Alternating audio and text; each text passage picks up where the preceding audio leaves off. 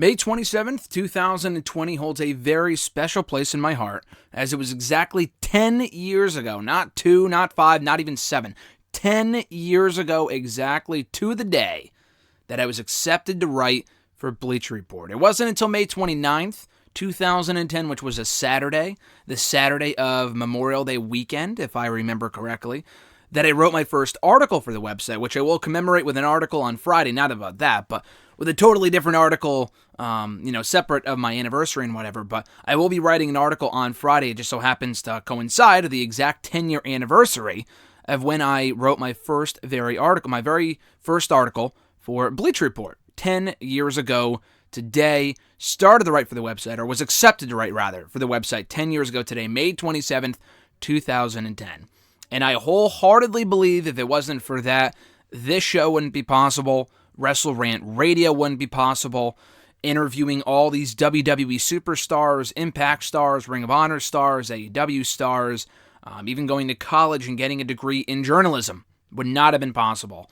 And getting my master's in journalism as well soon after. So I don't think any of that would have happened had it not been for Bleacher Report 10 years ago today. And I got to thank you guys too, because if you guys aren't reading my shit, then I probably would also not be where I am today.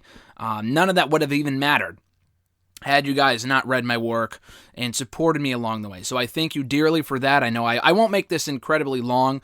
We have questions to get to for today's episode. I'll probably write a bit more in-depth about this later on today on social media and whatever. But just wanted to start the video and thank you guys for 10 amazing years on this writing journey of mine with Bleacher Report and all the other websites I've written for along the way.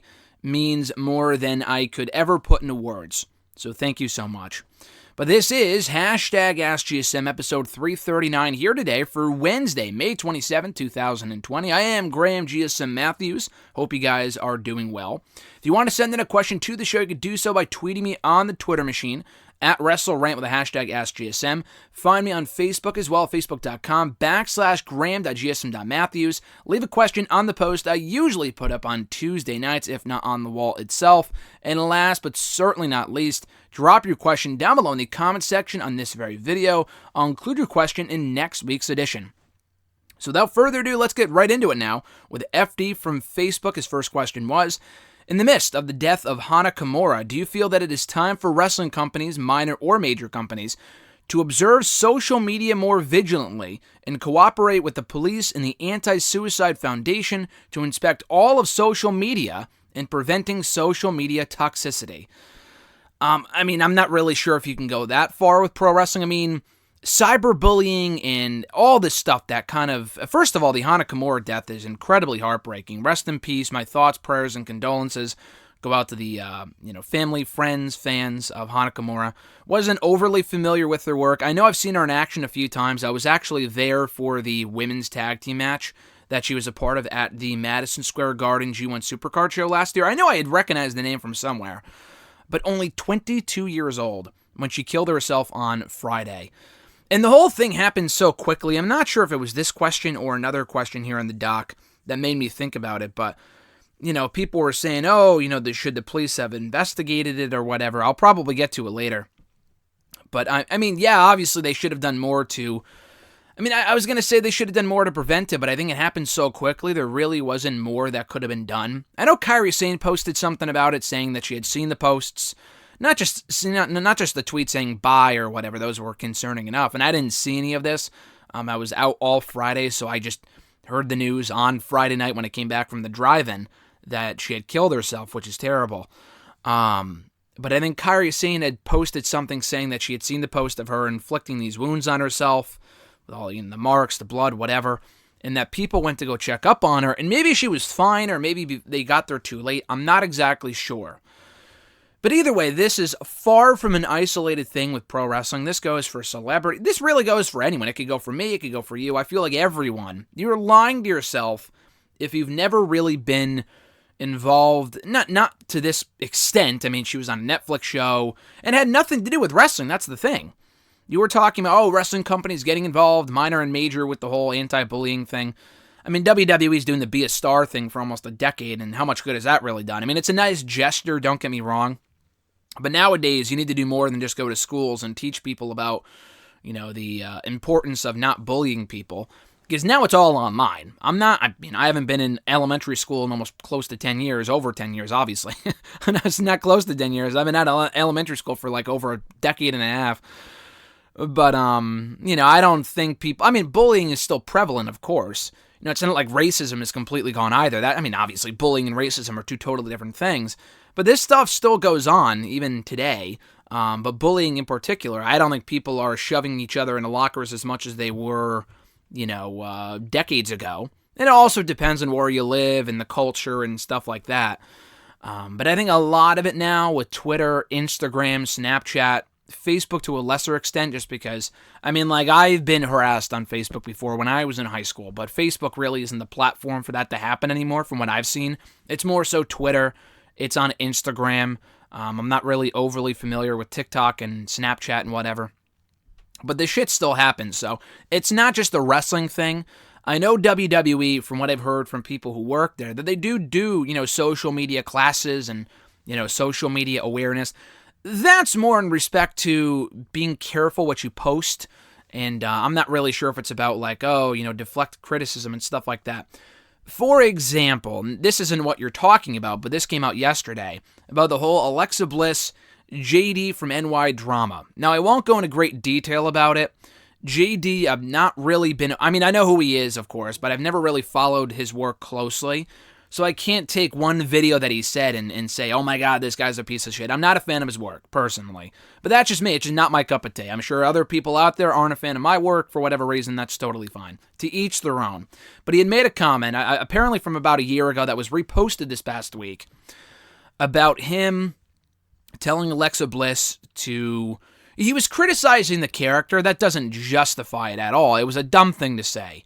RJ and I will come here on the show, not on this show, but, on this show too, but Wrestle Rant Radio, call Nia Jax, just a terrible wrestler. I don't think that's bullying. That's just pure criticism as a performer. We're not fans of her wrestling skills. We're not telling her to go kill herself or making sex jokes. JD had said something along the lines of... she's not doing anything. Why doesn't she just, if, she was in a sex position, she would just be the type of girl to sit there and take it. I took that as him criticizing her character. That doesn't make it good or all right at all or acceptable whatsoever. It was a dumb thing to say. To go after the guy's parents, mind you, not Alexa Bliss, but the fans, because she acknowledged it, which she should not have done. And it goes both ways. I've seen a lot of varying opinions. I'm of the mindset that you should just ignore it.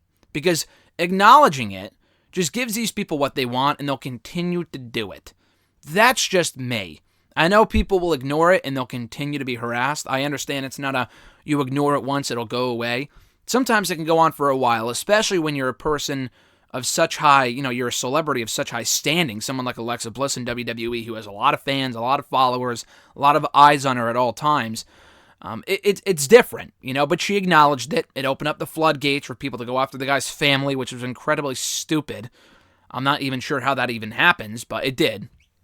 I think that was a step too far, and that's also kind of bullying to an extent. Now, granted, people may justify that by saying, it's putting a bully in their place.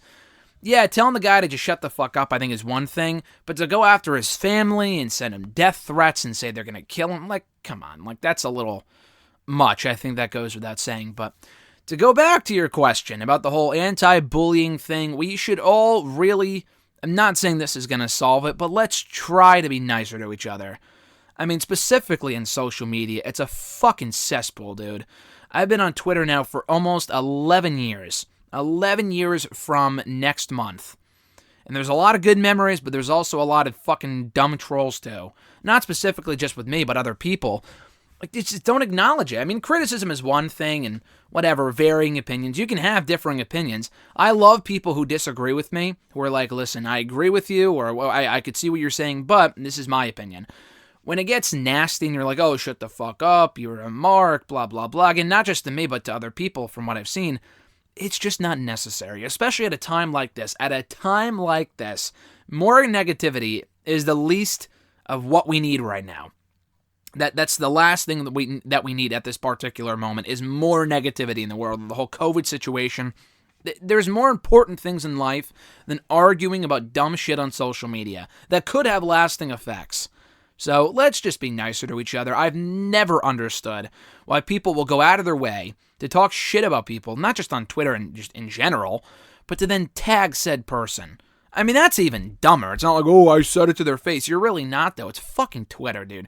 Twitter, social media, hate to break it to you, it ain't real. Whatever you see on there, they talk about pro wrestling being fake, blah, blah, blah. Social media is not real. People put out there what they want you to see. This is the case for absolutely everybody. You don't know someone by simply reading their social media posts. Take them with a grain of salt. If you disagree with something, feel free to let them know, but do it in a respectful manner. Or just block them or mute them or whatever. The mute button is amazing because you're muting these people and they still think they're talking to you, but they're merely talking into a void because you have no idea whether they mention you or not, but they think they are getting to you. It's an amazing feature. It really is. The mute button was one of the greatest things to ever happen to Twitter, even more so than the 280 character limit in the tweets. But yeah, dude, just either don't listen to it or, reply respectfully. There's no need to, bash someone for having a different opinion than you. For example, I put up, I never do the WWE versus AEW shit because the fans get fucking nasty. I don't really do that too much, but I did say, WWE it took them 6 or 7 years to reach 1 million subscribers on YouTube. AEW took them, a year. Not even, a year and a half. Someone was like, oh, it's not the same, obviously, blah, blah, blah. Social media was different 10 years ago. No fucking shit, you idiot. This was a couple of weeks ago. I was like, I didn't reply that way, because why would you? But, I'm thinking to myself, what a fucking idiot. Because I even said as such in the tweet. If you read the tweet, I literally said at the bottom of it, I realize social media is different.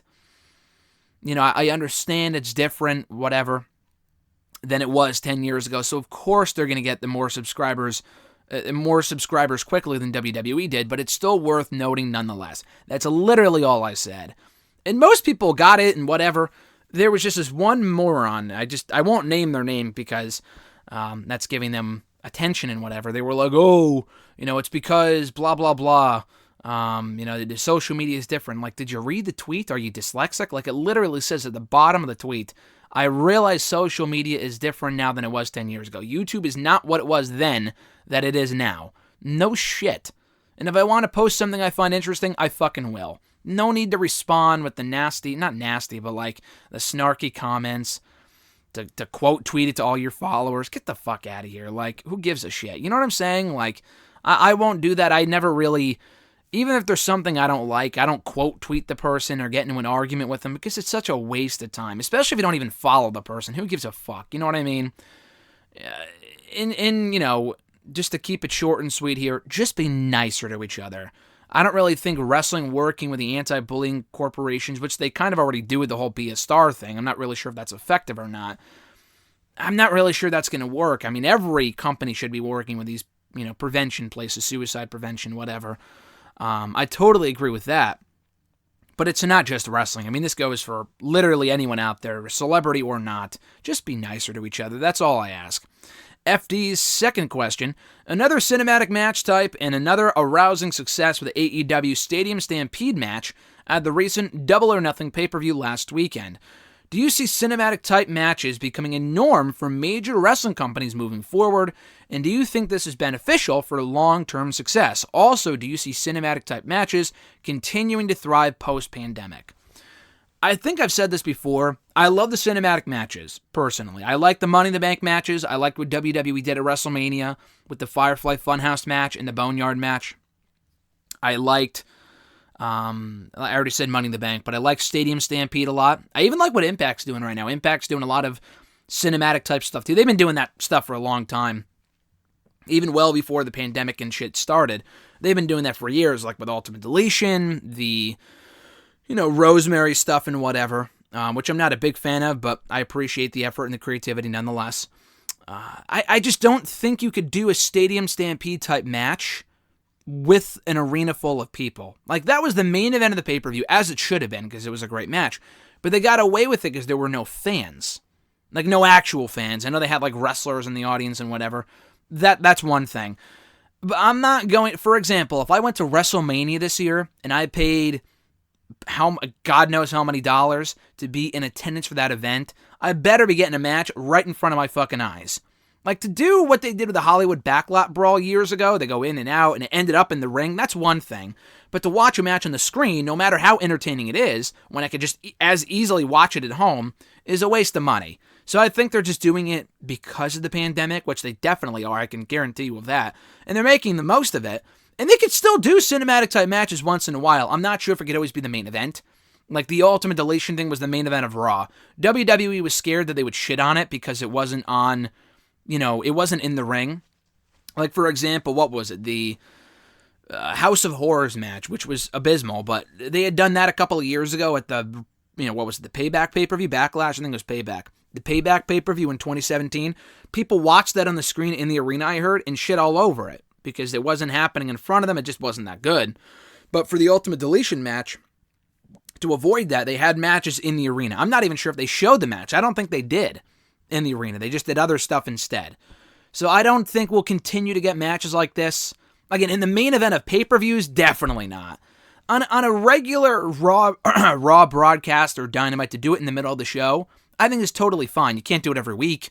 Less is more.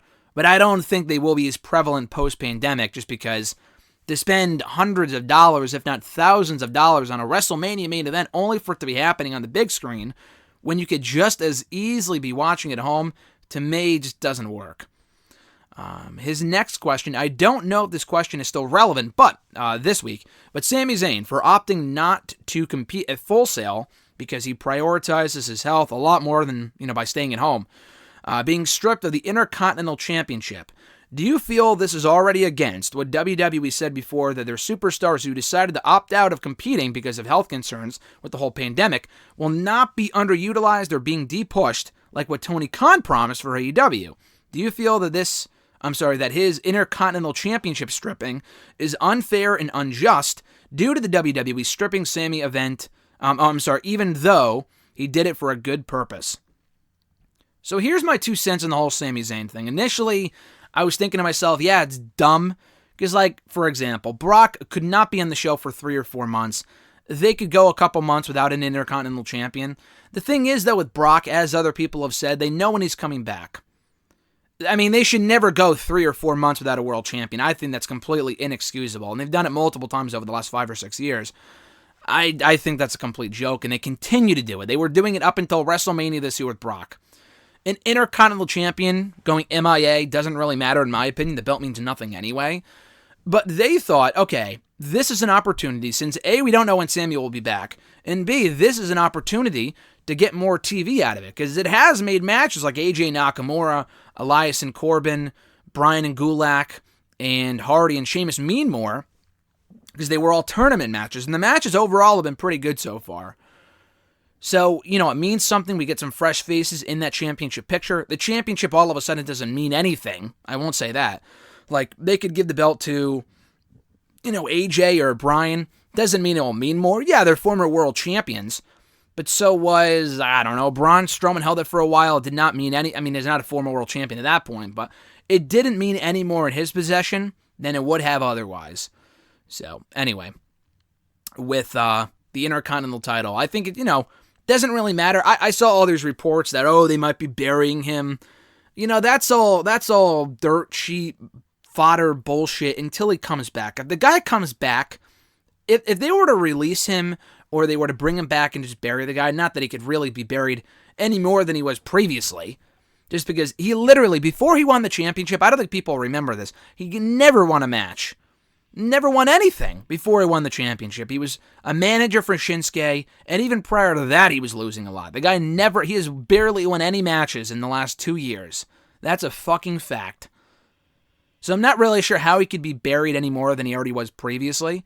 I don't think he will be. I think they respect the decision. It's not like, we're going to take the championship off you. Like, what I don't understand is that they knew about the pandemic.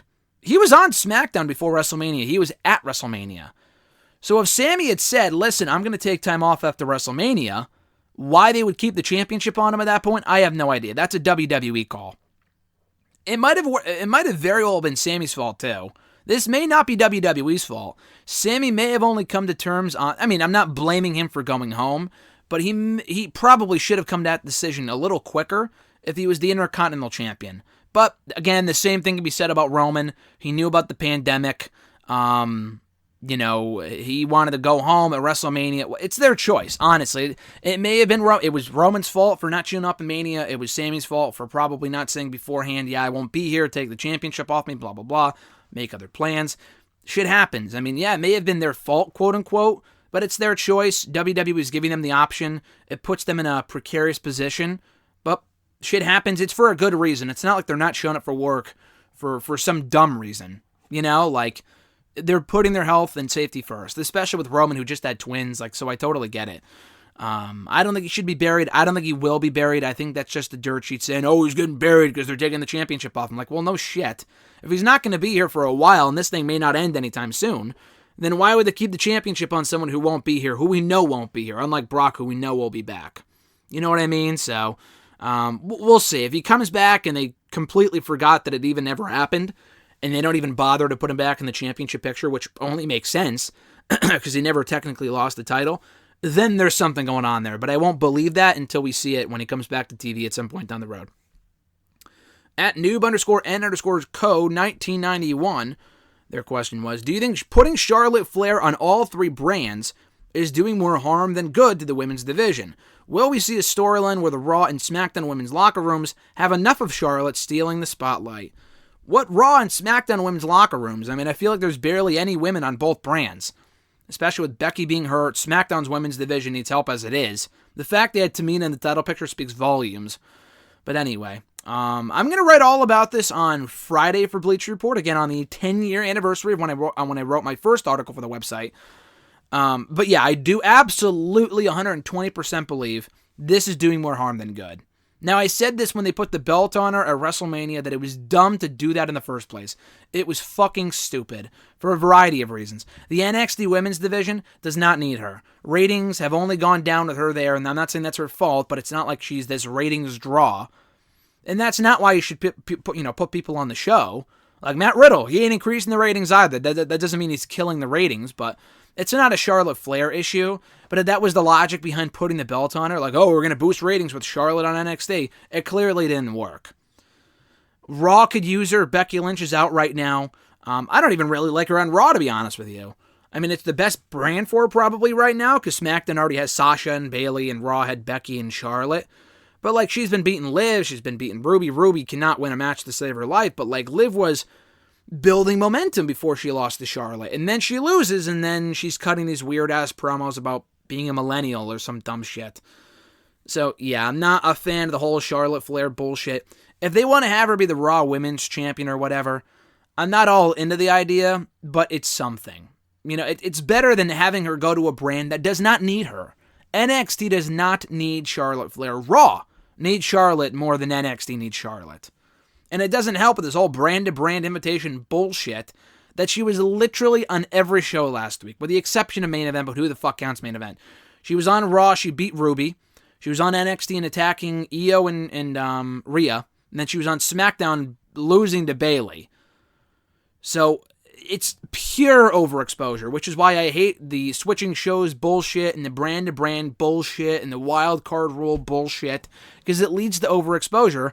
Why would I want to watch Raw now after already seeing Charlotte 3 times on TV last week? Why the hell would I want to watch NXT if she's all over the show constantly? We already saw on Raw. Why would I want to see her on NXT? If she was exclusive to NXT, that's one thing, but she's not, though. She's everywhere. So, yeah, I think it has absolutely done more harm than good. It's time to pull the plug, and that plug should be pulled at In Your House, the takeover next weekend, I think it is. I mean, she could always lose the belt right back to Rhea, and that's fine. But I think it's now or never for Io Shirai. You gotta put the belt on Io. She's amazing. She's already lost a handful of times to Shayna. She's gotta win the title, and this has gotta be it.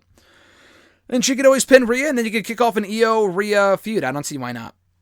His second question here. Who will be Hikaru Shida's first opponent for the AEW Women's Championship? I would like to see a feud between her and Chris Statlander. It'll be a friendly competition between the two, unlike Charlotte's feud with Charlotte or Nia Jax in WWE, which is the worst. I don't know if it's the worst, but I don't really give a fuck about it. Asuka and Charlotte, I feel, has been done to death. Yeah, they have great chemistry. I've seen the match so many times over the last 2.5 years. They did it at WrestleMania. They did it on SmackDown when Charlotte beat her for the belt. On the SmackDown right before WrestleMania 35. They did have a mini feud late last year. I'm almost positive that Asuka beat her at one point on Raw. Late last year before Asuka became the number one contender to the Raw Women's Championship. So I'm almost positive she's beaten her at one point or another. Maybe it was a tag team match, but either way. I don't really give a fuck about Asuka and Charlotte. I don't give a shit. I give even less of a shit about Asuka versus Nia Jax. Another feud we've seen before, but Nia is just so bad. I mean, she's terrible. She is so bad. And I don't think Asuka may be able to get a decent match out of her as she did a couple of years ago in early 2018. What was it, at the Elimination Chamber pay-per-view? Maybe.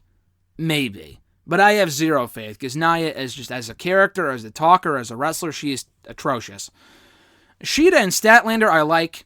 I like that Sheeta won the belt. She's awesome. And I know Rose barely got a run. I mean, she missed TV for the last 3 months. And I'm not justifying it's her fault. It's just, that's the shitty situation. I don't know where she lives. Maybe in the New York area. I know she was at the big event when I went in November, I think. I don't think she was there in March. She was there late last year, though. So she may live here in the New York area. I'm not exactly sure. I forgot.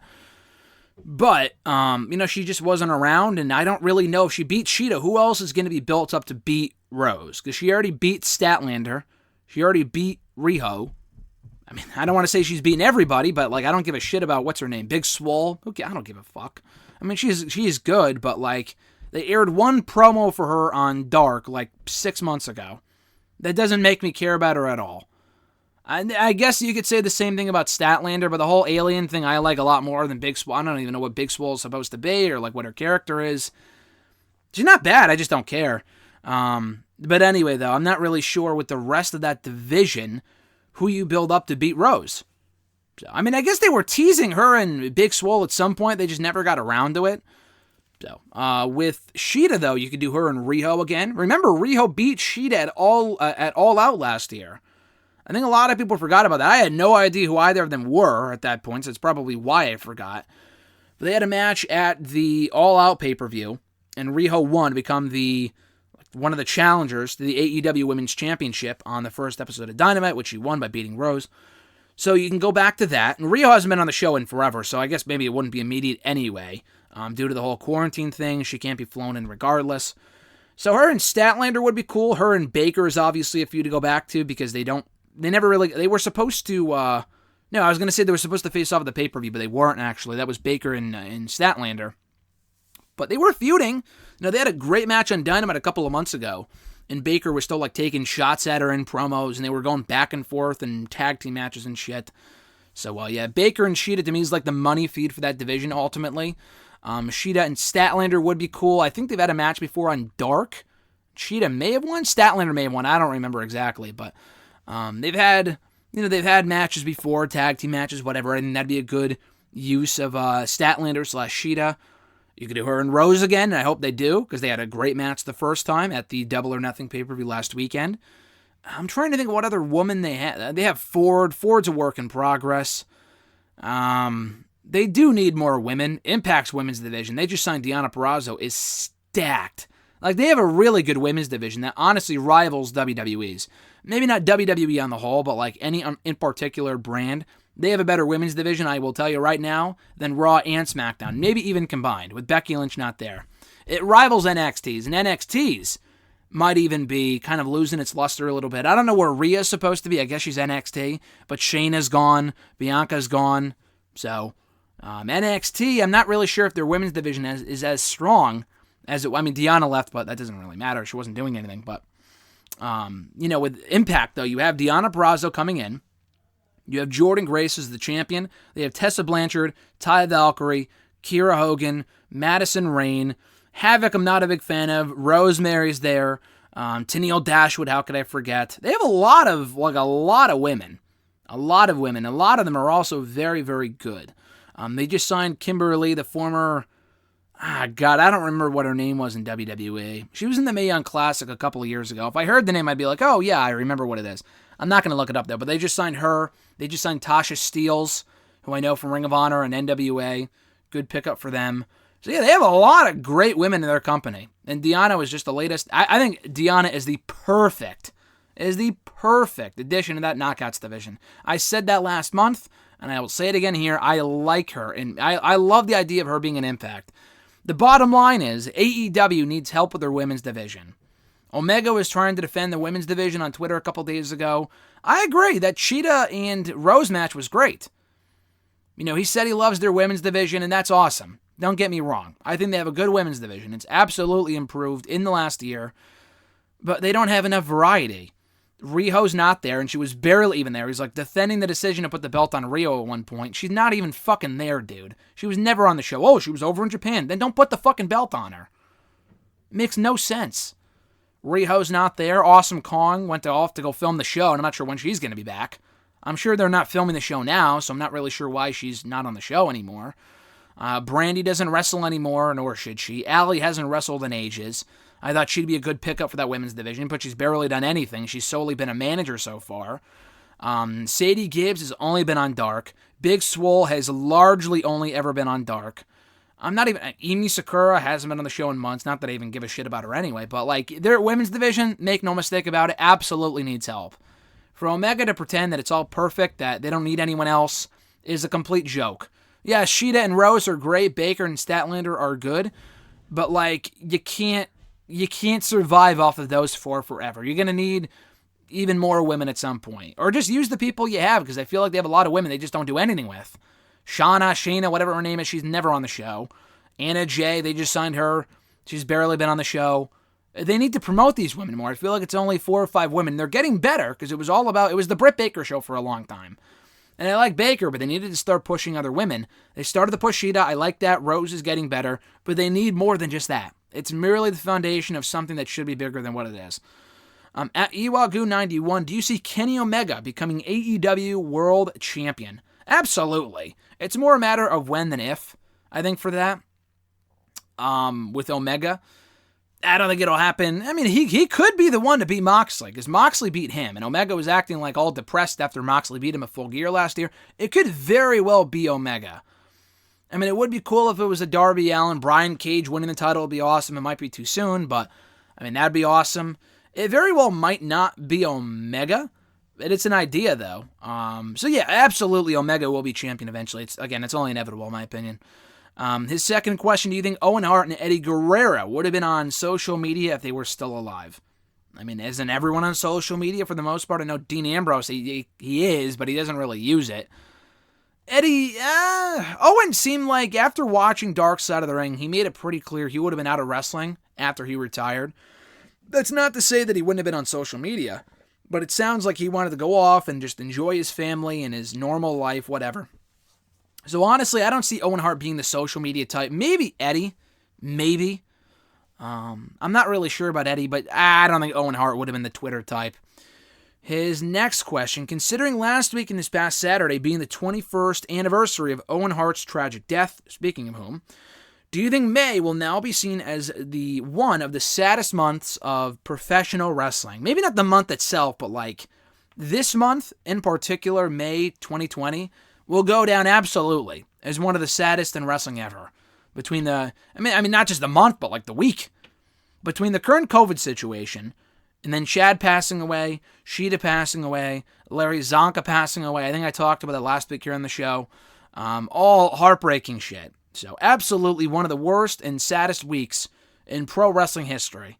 At Jeremy8911 from Twitter, thoughts on the rumors that Matt Riddle will be debuting on SmackDown real soon. I saw that yesterday, and it kind of took me by surprise.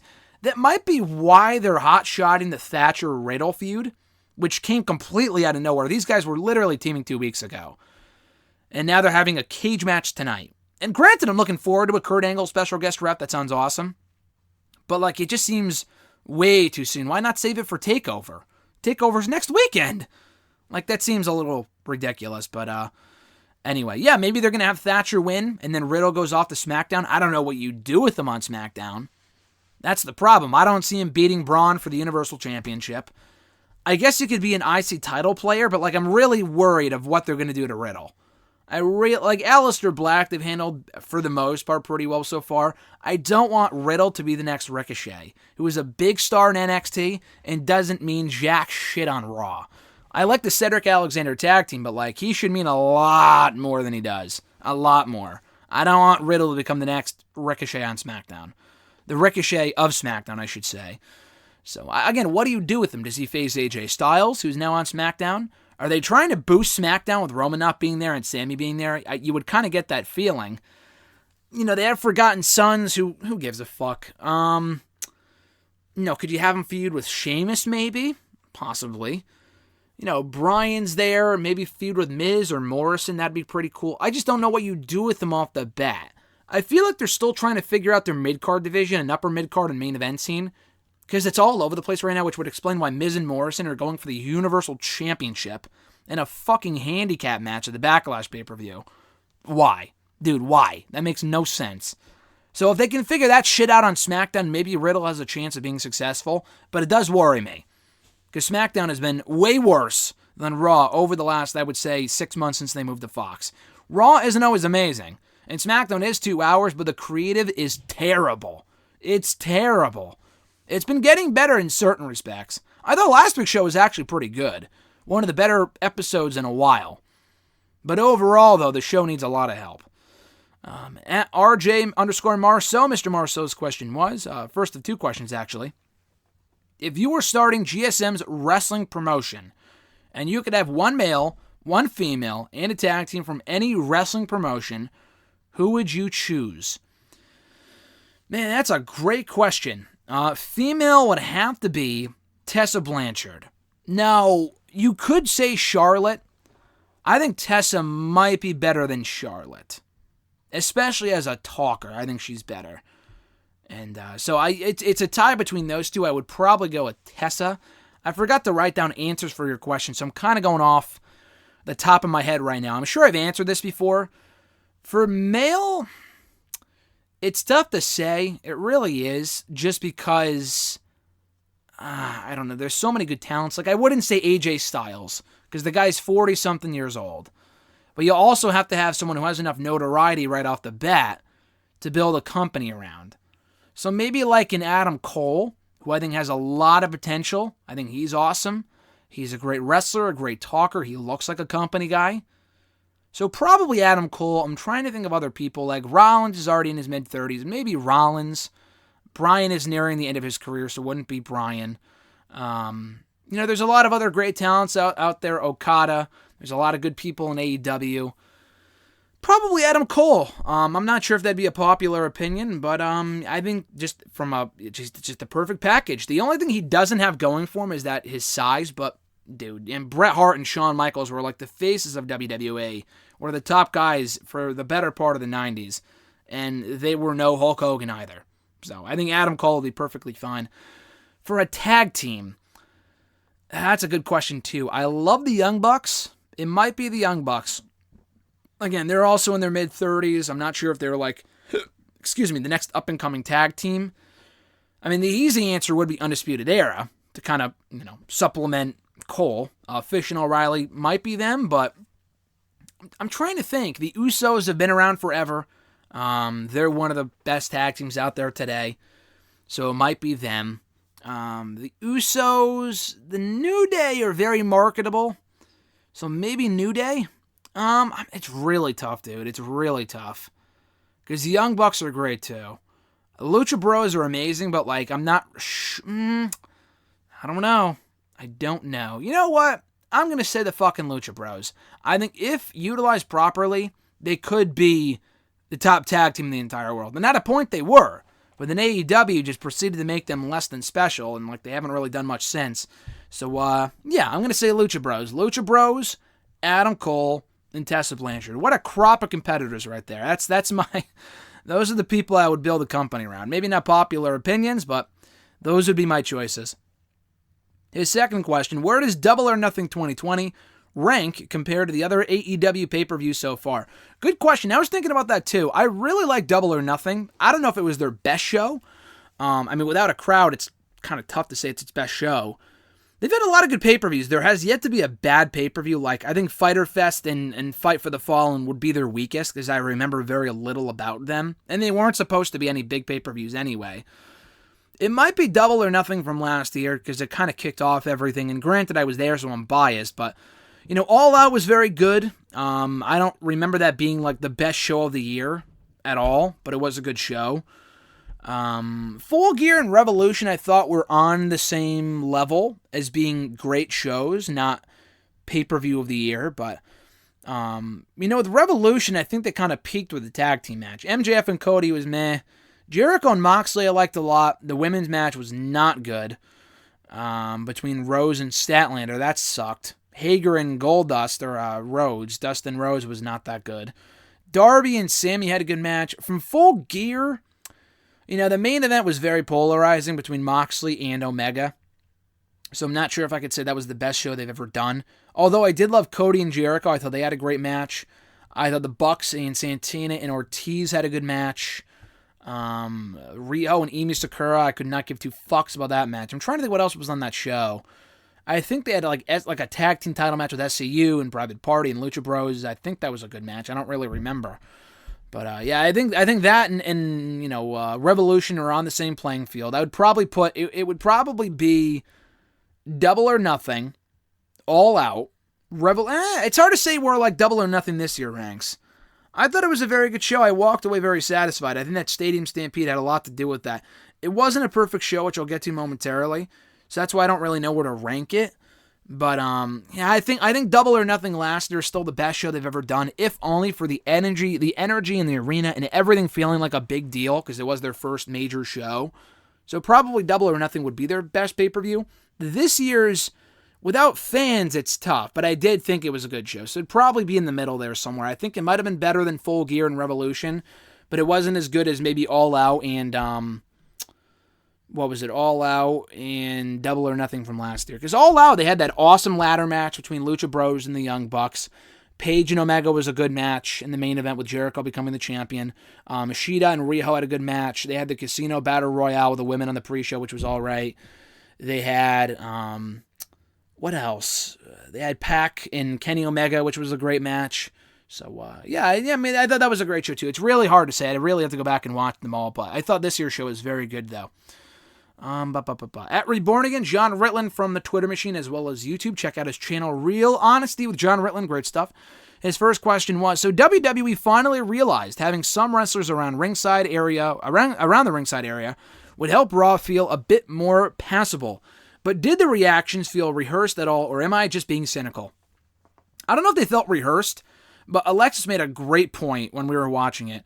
I think it's kind of weird they don't have chairs. I understand they want to have them be standing and lively and whatever, but like, I don't know, just allow them the option to sit. I think that's a little odd, especially if they're taping like 8 or 9 hours of content at a time, as they did reportedly on Monday or on Tuesday. So I think that's a little bizarre, but yeah, no, first of all, it adds to the shows. It's better than silence, because Alexis was saying, and again, she made a great point, about them just looking and sounding generic.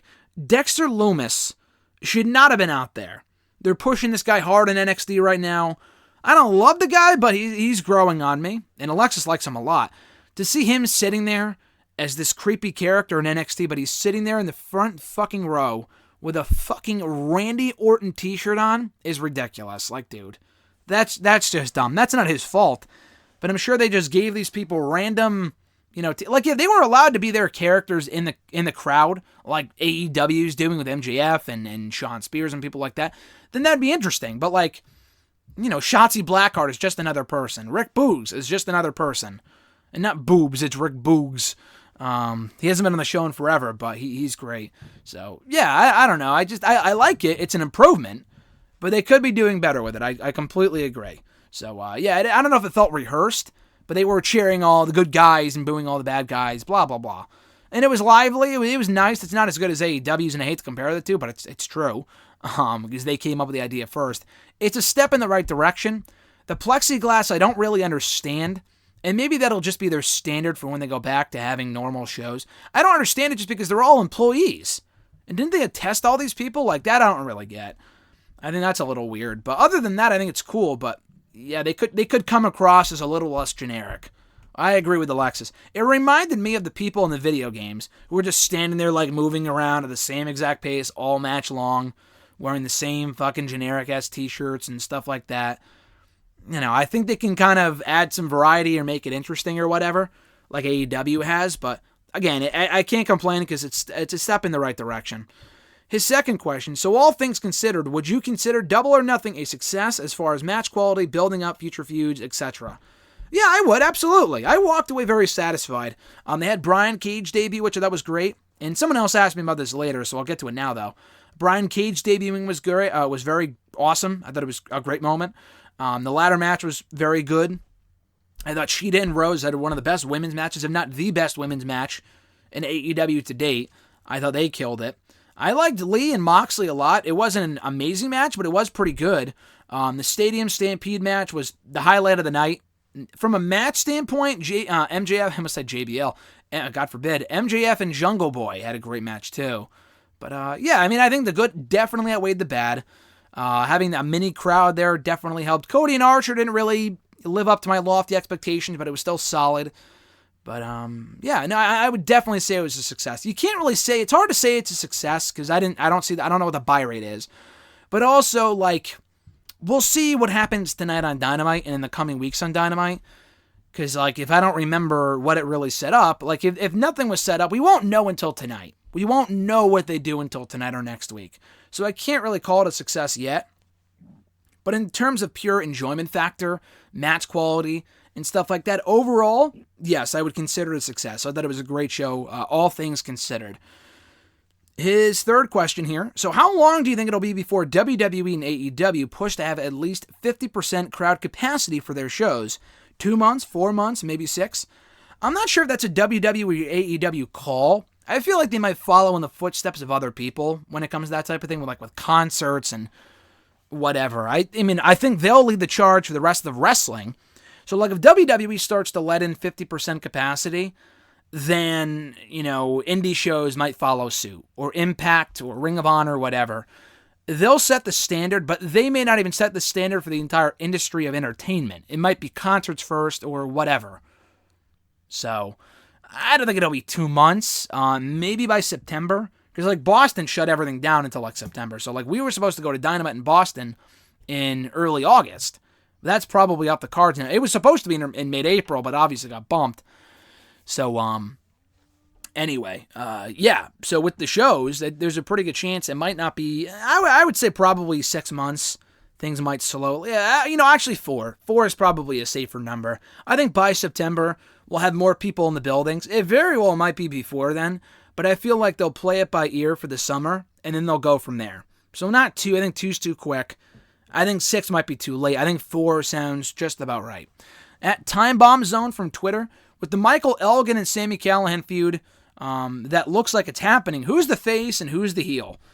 I don't really think there is a face. I don't really think there's a heel either.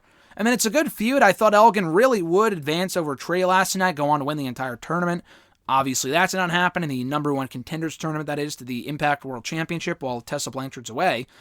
But we are getting Elgin and Sami continuing. Doesn't really seem like there's a face or heel. If I had to choose, it sounds like Sami is kind of a tweener now, coming off what was teased with the Ken Shamrock match at the pay-per-view. Not the pay-per-view, but the Rebellion special a couple of weeks ago last month. They kind of seem to have some sort of an alliance together. They kind of planted the seeds for Sami as a babyface. So I'm going to say Sami's... it makes sense, too, with Tessa being out for the foreseeable future and Eddie Edwards. They need more top faces. They already have Michael Elgin, Moose, Ace Austin. They need more faces. So I think Sami going face makes sense. They also, Ken Shamrock, but he's a face. So if I had to choose, probably Sami, but it sounds like they'll both be tweener from what I've seen. His second question, could you see Apollo Crews losing the United States Championship to Kevin Owens and then turning heel on Owens? Yeah, absolutely. Kevin could win it fairly quickly.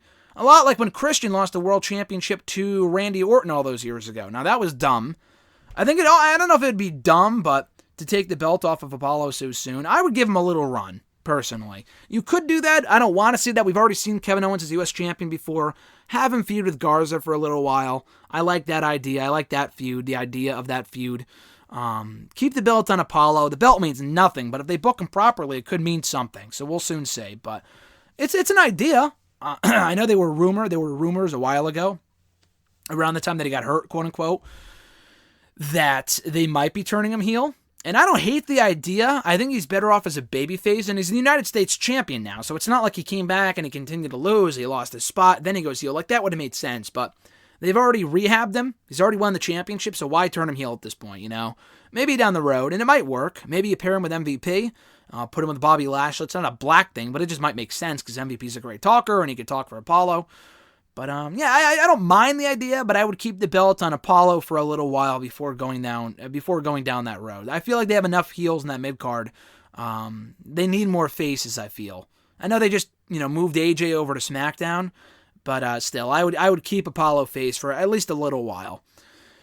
And let's see, his next question here: with Impact giving X Division talents more shots in the main event picture, could you see Impact giving more X Division talent a one-off world title match?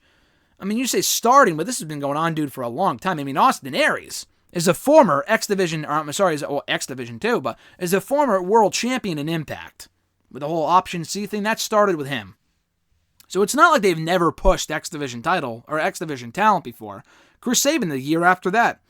Aries won it in 2012. Chris Sabin the very next summer. I mean, I don't think he should have won the world title, but he did. Is a former Impact world champion, and he was an X Division guy. So they've had X Division people not just, not just hold the championship, but absolutely get shots. I mean, it's not like the Cruiserweight division in WWE where you're only relegated to a certain division. A lot of these people have gone on to do bigger and better things. I mean, Ace Austin was the X Division champion. He got a shot at the world title as X Division champion. So it's happened before. It has absolutely happened before. So it's not a new thing, but it is cool to see Trey and Austin in the main event of the tournament, considering their history. And I think Austin's going to win, I would assume. I don't think Trey's going to win. That just seems a little random to me. I think Ace Austin, I guess Trey could win. He's never beat Ace Austin, so it would be a nice story to tell. Tessa versus Trey for the world title, to me, doesn't really, scream special at all, but whatever. So, yeah, I don't think it's a starting thing. They've already kind of done that, but it is cool to see Ace Austin and Trey in the main event of next week's title tournament to determine the next number one contender to the top title in Impact. At Scarlet1 from Twitter, best and worst of the Wednesday Night Wars, number 31 and 32. I have no idea what happened 2 weeks ago. I'm not even going to go back and check. Who cares at this point? For last week, I didn't really love NXT. I thought Ripley and Shirai had a decent match, but it could have been way better. I don't really remember what else happened. I know Mia faced, Santana Garrett last week, and they kind of kicked off the Keith Lee, Gargano, and Candice feud. That was kind of cool. Karrion Kross and Tommaso Ciampa going face-to-face was nice. Damian Priest promo was good. It was a decent show, but it was far from great. Like Oney Lorcan and Danny Burch being in action against two, the Ever-Rise, the two job guys. Who cares, I like Lorcan and Burch, but who cares? I thought Dynamite was actually a pretty good show. Got me more excited for Double or Nothing than it was previously. That MJF and Marco Stunt had a decent match. Arn Anderson and Jake Roberts had a good segment. What else did they do? The main event, the Matt Hardy, Sammy Guevara match. Sammy Guevara match was very good, I thought. The closing segment to end the show on the football field was well done. The return of Adam Page and the Young Bucks. It sucked that Britt Baker got hurt, and Ray Phoenix doing that dumb dive was stupid as well. I don't know why the fuck he would do that days before a pay-per-view, and it cost him in the end, which was pretty stupid. But anyway, so that's probably the worst of the show, but overall it was, they were good shows. More so Dynamite I thought was better than NXT last week. Their next question, best and worst of AEW Double or Nothing. Again, I thought it was a very good show overall. I thought for the best, Stadium Stampede was the best thing on the entire show. Thought it was a great main event. Brian Cage's debut was great. MJF versus Jungle Boy was probably the best wrestling match in the entire show. I thought the ladder match was good. It was a little clunky and way too much interference. But I thought Cage's debut was great. I thought even Nyla Rose and Akira Shida had a great match too. One of the better women's matches I've seen in that promotion. If not the best women's match I've seen in that promotion. I'd really have to go back and watch some of the other ones I highly regarded in the past. But that was pretty good.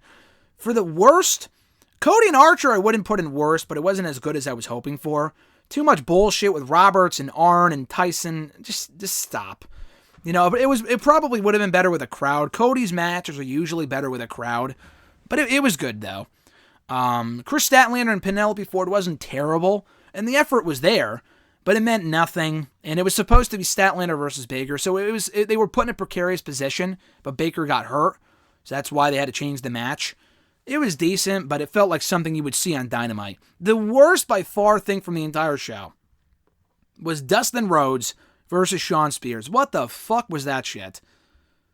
WWE does all this sports entertainment stuff, and people shit all over it. Oh my god, entertaining an audience of one. And then not that there's no complaints about the Dustin Rhodes Shawn Spears shit, but there's not nearly as much as there should have been. People did not make an uproar about that the same way they would have if it happened on NXT or on Raw or on SmackDown. That was fucking terrible. God, that was bad. Other than that, though, I thought it was a very good show. Did you hear about Ember Moon potentially having a career-ending injury? I did see that. I didn't watch Backstage last week. Or no, wait, did she say that 2 weeks ago? I think she did. I think I was watching the show when she mentioned that. Anyway, though, yeah, it was kind of surprised just because, yeah, she has an Achilles tendon tear, I believe, is the injury that she suffered after chasing the 24/7 championship last year on Raw, which was so fucking dumb. But the thing is with that, I mean, we've seen so many people come back from it. It is a very serious injury. I'm not denying that, which is why it takes people so long to come back. Like, Xavier Woods got hurt in October and he's still not back. And maybe it was before then. It might have been like, no, I think it was October because he was champion. He was a SmackDown Tag Team champion in September. And then Ember Moon got hurt like right after that. Edge had the injury before. He came back. It takes a long time to come back from something like that. So I could see what she means. She might be just having struggles like mentally and emotionally, which I totally understand. If I was a betting man, which I'm not, but if I was, I would say she will be back. But it just goes to show how tough it is to get back from an injury like that. Because Xavier has said nothing of the sort. He has never said, I might not be back. He's pretty adamant that he will be back. Ember might be different. Her recovery might be a little longer. She might be out for a full year. We might not see her until 2021. And I'm sure the COVID situation and being able to train and stuff like that does not help her case at all, which is pretty sad. I didn't really think about that, but that sucks a lot. It's pretty bad, but yeah, and I don't think her career is over, but it does suck to hear that she's having some hurdles in her road to recovery. And their last question, thoughts on Drew Gulak already coming back to WWE. I think it's cool. I'm glad he's not leaving. When Gulak, when the news broke a couple weeks ago that he was done in WWE, that his contract expired, he might leave, I wasn't thinking, oh my God, Gulak in AEW. It would be cool. I think Gulak's very, very good. I was surprised they kind of let him go like that at a time like this. But I wasn't like, oh my, it's not like Dolph. Like Dolph, I think would be like, oh, that'd be really cool to see him in AEW. Gulak, I'm not, salivating at the mouth for him to, I'm not foaming at the mouth for Gulak to be in AEW or Ring of Honor or whatever. Or New Japan. As cool as that would be, I thought he was doing good work in WWE, so honestly, I'm kind of happy that he's staying right where he is with Daniel Bryan on SmackDown, hopefully with Daniel Bryan. They were doing great work. He's been very entertaining lately. He's finally catching a break, so why leave? If it's a money thing, he seemingly negotiated it, and he's back in the company. So I'm very happy to hear that. Hopefully he does well. And final two questions come from @misdemeanor6 on Twitter. First question being, do you think the fans in WWE that were getting behind Brody Lee / Luke Harper before Vince McMahon shut him down are now being justified due to what he's doing now in AEW? So I'm not really sure what your question means aside from people that believed in Harper all those years ago. Are they justified in believing in him because he's being pushed now in AEW? I guess he's done well. I think the Moxley match was good. The thing is with Lee, though, should he have been a part of that WWE title match at WrestleMania? Yes. He was getting over, so yes. The thing is with Lee, before the Moxley match, first of all, he had yet to have a standout match in AEW. Second of all, the whole Vince bullshit, the impersonation nonsense, is just, I hate it. I hate the whole, Mr. Brody. It's fucking dumb. I don't mind him as the leader of the Dark Order, but the whole, I don't know, I just think it's stupid, to be honest with you. The whole Brody Lee, the Mr. Brody Lee, and don't sneeze in front of me. It's obviously taking shots at Vince, and don't deny it. It's fucking dumb. Maybe he's in character when he's saying that, but it's still stupid. So I'm liking what he's been doing so far. It hasn't lit the world on fire. I thought the Moxley-Lee feud was way too premature. Way premature. That should not have happened when it did. They could have dragged that out and made it better. Maybe they will do a rematch. Who knows? But to do it a double or nothing was just not ideal. I know they may not have had another choice, but whatever. So, I think, they're justified. But hopefully he continues to do well, because it's not like he's had these barn burners so far. It's not like he's really proved anyone wrong. I would say, he's had some good matches. Okay, he's the leader of a faction. All right, he was in a faction, a year ago with the Wyatt family. So you know what I mean? He's got to do more than what he's doing right now to really prove people wrong. WWE really missed the boat on him, because so far I ain't seeing it. I like Brody Lee a lot. I'm glad he's there. But so far, he's not really proving that the WWE missed the boat by a lot. Yeah, he was in a world title match in their biggest show of the year, but he lost, and it was a good match. I don't know. I don't really see him as a top-level player anyway. That might be just me. Their last question, why doesn't Vince get behind talent that get over on their own? Because he didn't make it on his own. That's why. He's one of those people that if he didn't create it or come up with the idea, he wants nothing to do with it. Not to say that WWE doesn't take ideas here and there, but for the most part, they don't like to, borrow ideas, or, if it was a WCW concept, they won't do it. Excuse me, they never used War Games on the main roster, probably for that exact reason. Sting was always a WCW guy, which is why for the longest time they never brought him in, but Sting was worried that they would beat him down. Look at all the WCW guys that got beat down during the invasion, because it wasn't theirs. It wasn't a Vince McMahon creation. So why not prove that his own creation is better than that one? So whether it be Zack Ryder or whatever, I'm sure some people there appreciate when you take it. He's telling people to grab the brass ring, take initiative, be proactive, which is awesome. But when you don't reward people for their efforts long term, then it doesn't mean anything. It's also a different culture there, it seems like, now than it was 20 years ago. Because Steve Austin can say, just grab the brass ring. People got to stop being lazy. And then they fucking do, and then they get punished for it. So maybe Steve Austin was a different story for him 20 years ago. Nowadays, it's not like that. It doesn't seem like it. I don't work there, so I don't know. But it seems like, absolutely, like you said, Zack Ryder being one of the most prominent examples that comes to my mind as someone who got himself over. They didn't like that very much. They like when people get themselves over just so they can knock them down and humble them. But it just ruins any momentum they have. So I fucking hate that, because it's so annoying. Even the people they do build up on their own, the people they do create, people like a Ryback, that do get over, they lose interest very quickly. When I say they, I specifically mean Vince. But that's just the lay of the land in WWE. That's just the way that it works. I hate to say it, it is what it is, but it's been that way for a long time, and it'll likely continue to be that way for a long time to come as well. And that's going to do it, guys, for today's edition of #AskGSM episode 339, here today for Wednesday, May 27th, 2020. Once again, thank you guys for an amazing 10 years of wrestling writing for Bleacher Report and beyond. Means the entire world. My own website, nextdaywrestling.net, was not even around at that point. I did not create that website until 6 months later. So me starting Bleacher Report, me writing for Bleacher Report really jump-started all of that. Whether it was my own website, whether it was writing for other websites, doing the podcast, doing this channel, stuff like that. So again, guys, thoroughly appreciate it. It means the world. I'll write more about it on social media very likely later on. But in the meantime, though, and in between time, have a great rest of your Wednesday. Be sure to like this video, drop a comment, share the video, and subscribe to the channel for more daily content. We have Wrestle Rant Radio excerpts going up tomorrow. On Friday, we have my latest Total Bellas review on WWE Network and Chill. Saturday, my SmackDown review. And on Sunday, I'm not sure what's going up Sunday yet. I still have my Tegan Knox comeback review. That still has to go up at some point.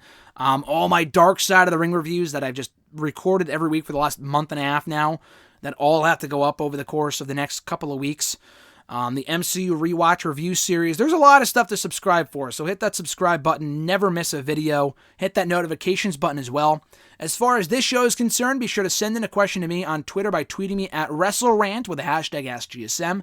Find me on Facebook at facebook.com/Graham.gsm.Matthews. Leave a comment on the post I usually put up on Tuesday nights, if not on the wall itself. And last but certainly not least, drop your question down below in the comment section on this very video. I'll include it in next week's edition. So until then, guys, have a great rest of your Wednesday. I very well may be doing a live stream, as dumb as this sounds.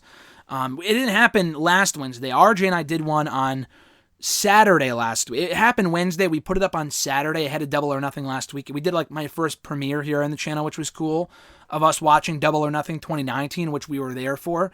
I kind of want to watch Madagascar today. I don't know if I'll live stream myself doing it, but it's an idea because it was 15 years ago today. Not only is today my 10-year anniversary with Bleacher Report, it was 15 years ago today as well that the movie Madagascar came out. And that's a great movie, and I love that movie. So I might be watching that later, and if I do, I very well may stream myself doing it, as random as that sounds, which is why you should subscribe and hit that notifications button, so if we do go live, you'll be notified. But anyway, guys, have a great rest of your week. I'm Graham GSM Matthews, and I'll catch your ass down the road.